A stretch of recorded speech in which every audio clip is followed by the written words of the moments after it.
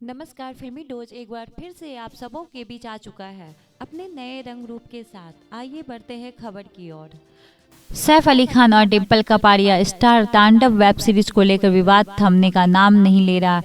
तांडव web series पर चल रहे बवाल के बीच सैफ अली खान और डिम्पल कपाड़िया समेत 32 फिल्मी हस्तियों पर मुजफ्फरपुर में केस दर्ज किया गया।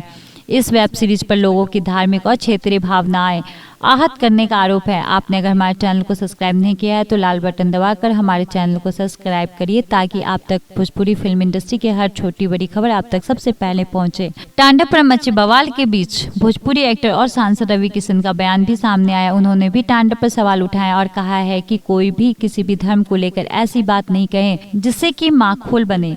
उन्होंने कहा है कि किसी भी धर्म की भावनाओं को आहत करना जानबूझकर आघात पहुंचाने वाला काम है।